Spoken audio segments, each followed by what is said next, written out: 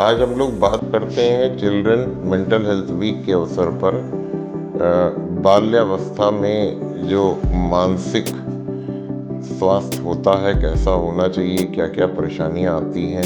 हम किसी disorder specific नहीं बात करेंगे, ओवरऑल बात करेंगे।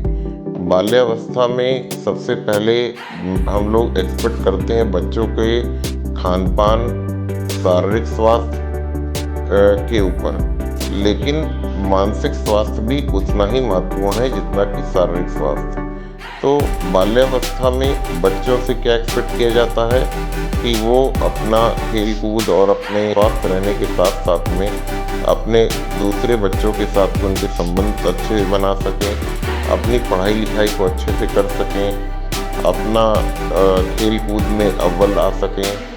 लेकिन आजकल होता क्या है कि बच्चों के ऊपर बहुत ज़्यादा शैक्षणिक दबाव हो गया है, पढ़ाई का बहुत ज़्यादा दबाव हो जाता है, एग्ज़ाम, टेस्ट, स्कूल, उसकी वजह से भी उनका मानसिक स्वास्थ्य प्रभावित होता है। बच्चों का स्क्रीन टाइम बहुत ज़्यादा हो गया है। कई बार स्कूल में ही काम, होमवर्क ऑनलाइन आ रहा है, स्कूल में पढ़ाई भी ऑनलाइन हो रही है। कई स्कूलों में तो कंप्यूटर से ही पढ़ाई होती है।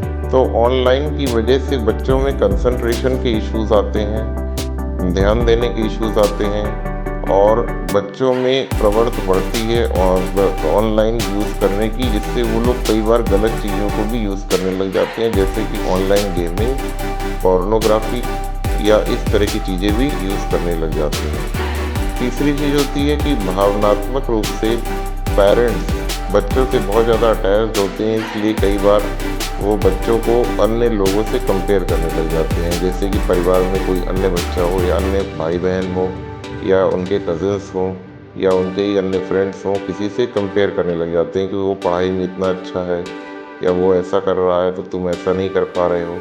तो कई बार इसकी वजह से एक नेगेटिव इफेक्ट पड़ता है। नेगेटिव इफेक्ट बच्चे के मानसिक स्वास्थ्य पे ही नहीं, बच्चे के उस अन्य बच्चे से रिलेशन पे भी इफेक्ट पड़ता है।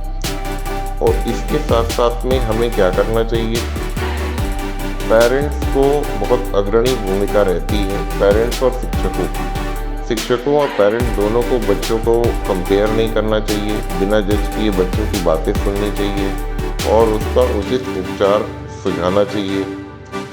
बच्चों को नियमित रूप से पढ़ने के लिए कहना चाहिए, स्क्रीन टाइम लिमिट करना चाहिए। सबसे जो बहुत ज़रूरी है डिजिटल हाइजीन के लिए, स्क्रीन टाइम यदि बहुत ज़्यादा रहेगा तो भी दिक्कतें आएंगी। बच्चों की को भावनाओं को नाम देने के लिए कहना चाहिए कि उन्हें गुस्सा आ रहा है या जो भी उनको तकलीफ़ महसूस हो रही है उसको वो बताएं, पेरेंट्स को, टीचर्स को या किसी को बताएं।